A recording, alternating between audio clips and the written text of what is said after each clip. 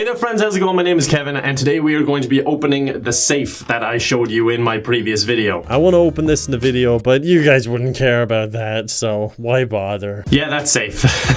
I know, I left you kind of hanging there and I apologize, alright? I am sorry. But it was kind of hard to get out of there. It's super heavy, obviously. It's an old bank safe, so it's gonna be. And also, if you didn't watch that video, for a bit of context, it was a mobile bank, so that's why it's like relatively small, I guess, when you think about bank safes, but it was a mobile bank which we used to use before every kind of town had a bank of its own. I know for a fact it's not been open in 35 years. I don't know if it's been longer. It probably has, but I know it has been at least 35 years. But I'm going to show you kind of what the plan is to pull it out of there, and I'll do that by kind of drawing it to make it easier.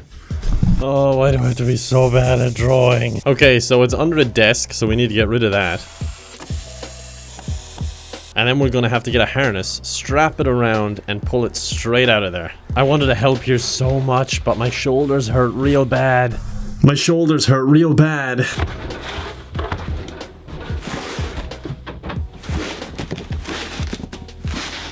Now, I didn't help at all pull this out of here, but I would assume it's heavy. The next problem is, how the hell do we get it out of there? Oh no, the door handle! Alright, now that it's out, let's take a little look-see. So it's quite heavy, it's quite large as you can tell. The hinges are here. It looks like there's pins inside these little boxes which are quite large. The door handle's upside down. And there's a hole in the bottom. I wonder what's in here. Oh, it's actually going pretty far. Ah, gross, safe stuff. Now, despite what you may think, I'm actually not an experienced criminal, so I don't really know how to open a safe.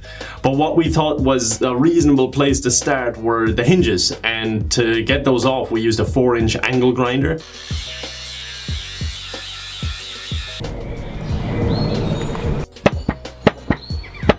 Yeah, even when they were cut through, it was going nowhere.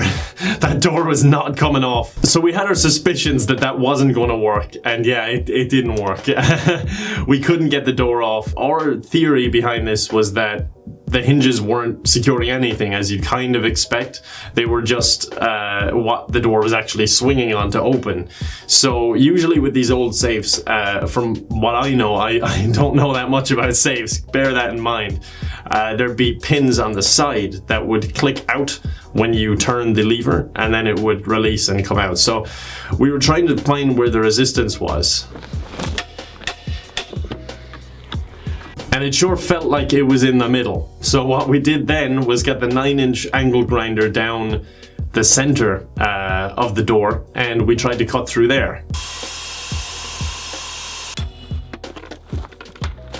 The 9-inch angle grinder made a lot of progress. It cut through these like butter. I was actually pretty amazed, but the door was still not budging, which was kind of worrying. At this point, we were getting concerned that the safe wasn't going to open. Our next idea was to try and catch the safe off guard and to sneak up on it and attack from the side.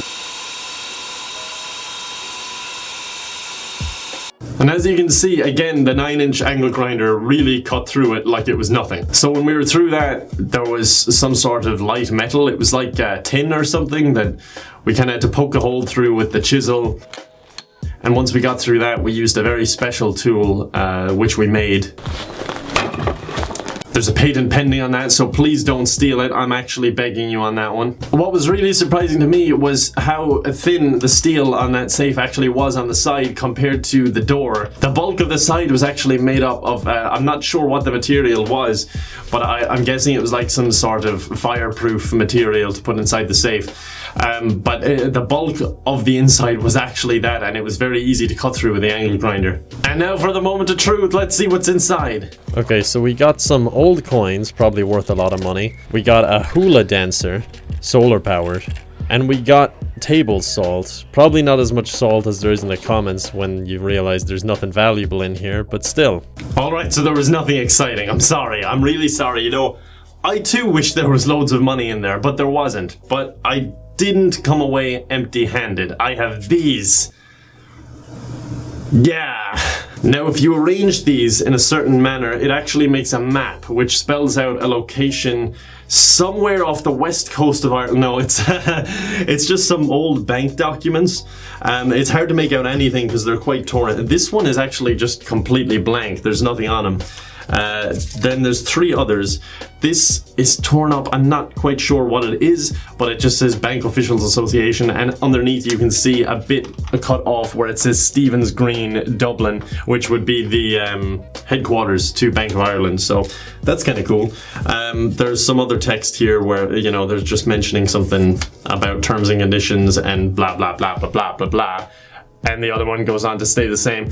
It's very old, as you can even tell by the paper, but I mean, I don't know, everyone seemed disappointed there was just this in it, but I thought it was kind of cool. Am I the only one? I mean, these actual bank papers, regardless of what they were in there for like 35 years or more. And yeah, they don't have any cool information on them or secrets or a map, unfortunately.